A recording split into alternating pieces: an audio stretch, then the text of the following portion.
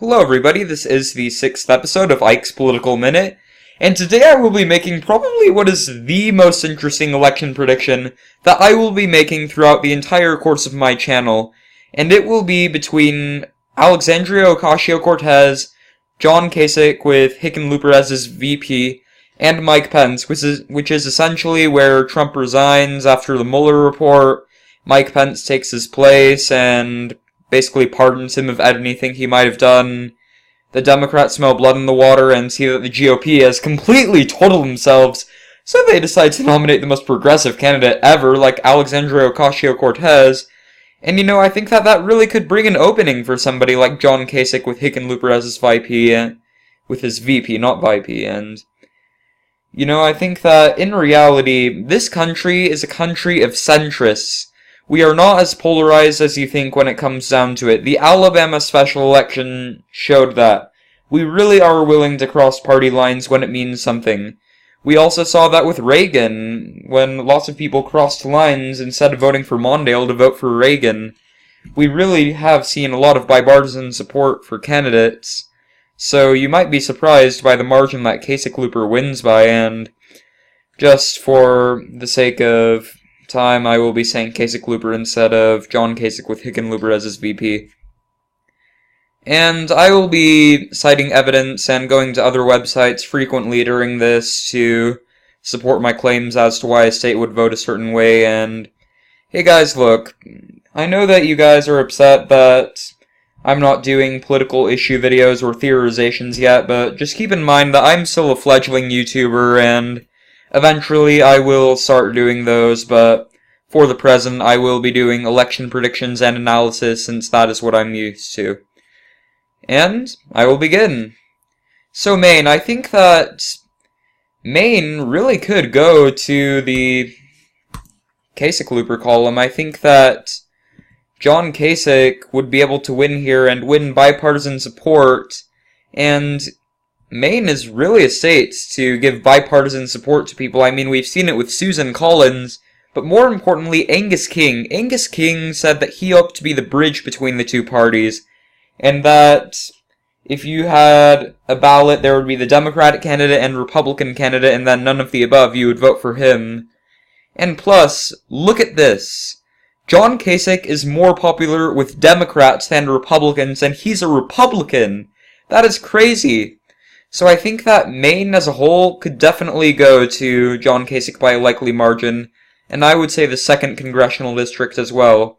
However, since the Maine 1st congressional district is a very Democratic area, I would just make it lean Kasichlooper, and for the rest of Maine I would make the same argument for New Hampshire. And the rest of the Northeast, that's still very strong Democratic territory that I would give to Ocasio-Cortez.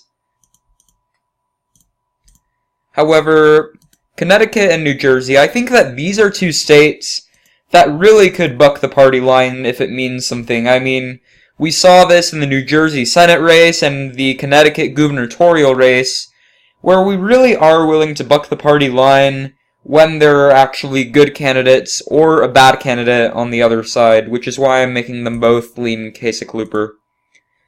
Now, New York, Alexandria Ocasio-Cortez's home state, I still think that she has a very strong presence here. Now, the Rust Belt, this is Kasich's place to really bring in the votes. I think that Pennsylvania, Ohio, and Michigan, all places that I think that he could win by resounding margins. I think that Democrats and Republicans would go crazy for him here, and besides the fact that Kasich is already more approved by Democrats than Republicans in Ohio, for crying out loud, Michigan and Pennsylvania are right next to him, and I think that Rust Belt workers really would be won by Kasichlooper handily. However, Indiana, I think that since Indiana is Mike Pence's home state, and he has governed this place for a long time, and hey look, he's still pretty popular here, I do think that Kasichlooper would still win here, but just by a lean margin.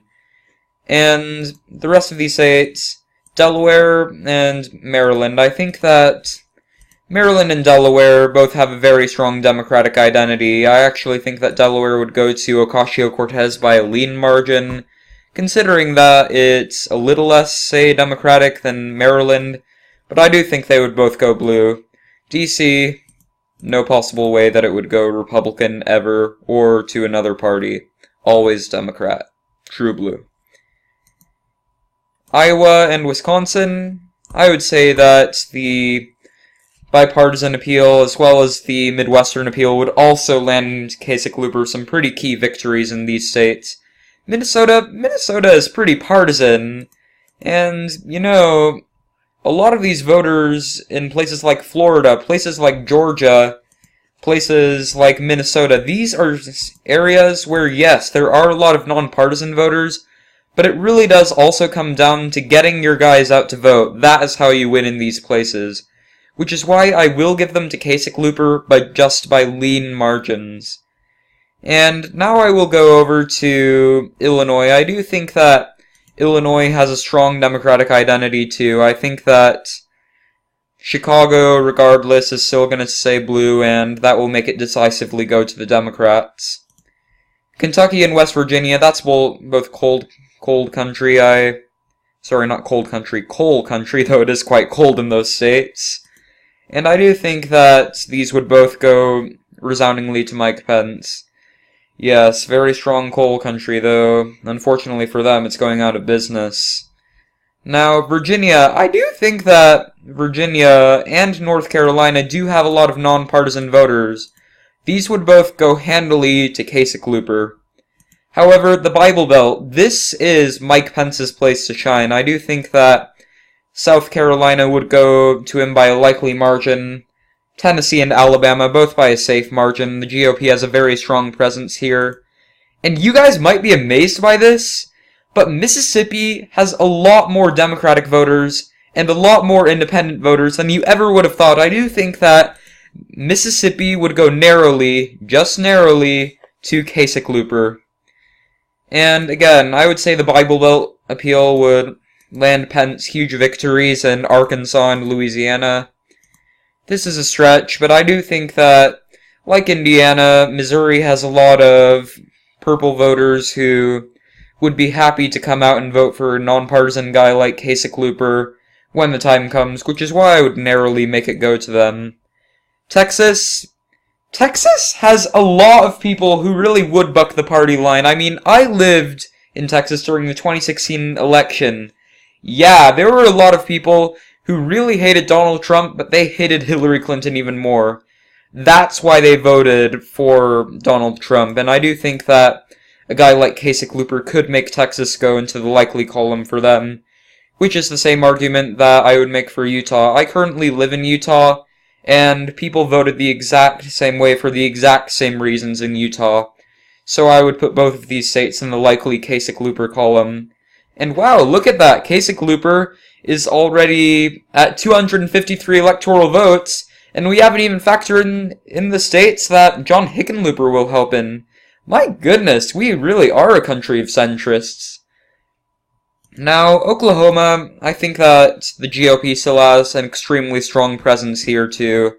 I mean, if you look in 2016, Trump won every single Oklahoman county, and that is really something to consider. And also, something else to consider too is, man oh man, where did Ted Cruz win the primaries? And where did Ted Cruz win the primaries? Because if you look at this map, Mike Pence is probably going to do well in the areas where Donald Trump did well in, considering how Trumpy he's in. And if you look at Montana, Mike Pence is going to do pretty well here. But if you look at Kansas! I mean, look at Kansas. I think that Kansas, with how it voted for Laura Kelly, just to buck the party line because they thought that Chris Kobach was a crook, and also this stuff where Ted Cruz managed to win here in all the congressional districts. Yeah, I really think that that could make it so Kasichlooper could win by a narrow margin in Kansas. Now, Nebraska, I do think that overall Nebraska would go to Mike Pence by a likely margin. I think that its 3rd congressional district, the rural area, would be won by him by a safe margin. And also the 1st congressional district, that would be a likely margin. However, the Midwestern appeal, and also that Obama won it in 2008, Yeah, that would land Kasichlooper a likely victory in its 2nd congressional district. I mean, think about how urban it is compared to the rest of these Mountain West/Plains states. Yeah, Kasichlooper could do really well here. South Dakota and Wyoming, 2 states that are very safe for the Republicans that I really don't see going to any other party. North Dakota, okay, maybe with people like Ken Conrad and Heidi Heitkamp, I would make that a not a lean state, a likely state for Mike Pence. And Montana, like I showed before with the primary map, I really do think that Montana is Trump country and will soon become Pence country if the scenario does become a reality, and for that reason I would make it so that Montana would go narrowly into the Pence column. Idaho, still a pretty strong Republican state, I would put that in this column. Now Colorado I would put into the safe Kasichlooper column.